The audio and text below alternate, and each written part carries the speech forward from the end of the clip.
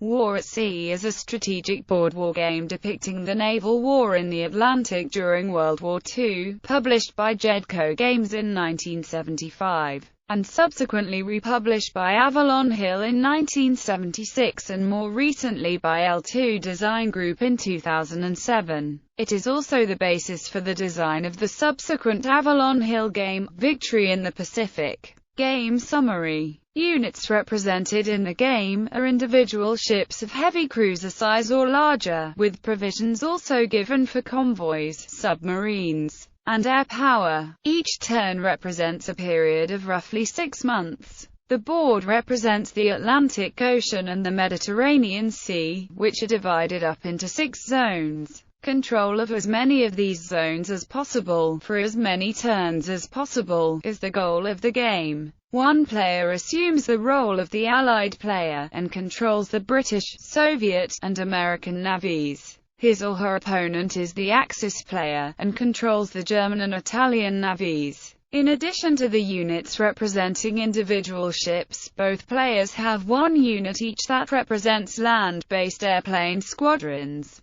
and the Axis player has units that represent squadrons of U-boats. Ships are represented by a single counter which typically gives 3 factors: gunnery, armor, and speed. While these are the essential statistics for surface vessels, this system keeps them all highly abstracted, as each is just a simple number, falling within a range of 0 to 9. Aircraft carriers have a 4th factor, in this case representing the naval air power on board. The land-based air units each represent 3 air attacks. Each turn begins with both players' ships in ports. The Allied players' ports include England, the United States, Leningrad, Russia, and Malta, in the Mediterranean. The Axis players' ports include Germany, France, and Italy. Each turn, each player moves all, some, or none of his ships into sea areas that are adjacent to the port in which those ships started the turn. Ships can also attempt to move one additional sea area if the first area was not controlled by the enemy on the previous turn. To accomplish that,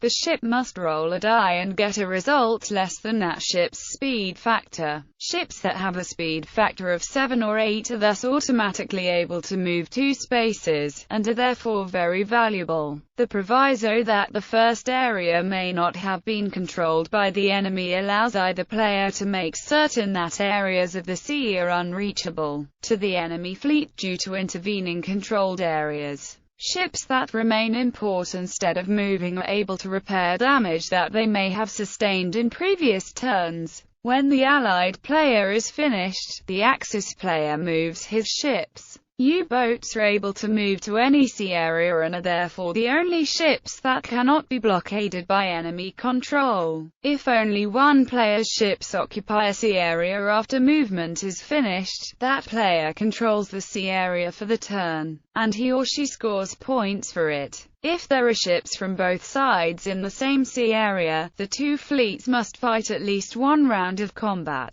Combat is resolved with each ship picking a target and rolling 1 die per gunnery factor, and each hit is re-rolled to produce the amount of damage generated, which is applied to the target's armor factor. If the amount of damage exceeds the armor factor, the ship is sunk. Air attacks are resolved by rolling 1 die for each attack at a number of targets equal to the air factor. On a roll of 5, the ship is disabled, which means that it is forced to return to port. This method generates a lot of dice rolls, and gave the game the nicknames Dice at Sea and Yahtzee at Sea, with critics arguing that it depended too much upon luck, and supporters countering that the high number of die rolls actually allows the luck to even out.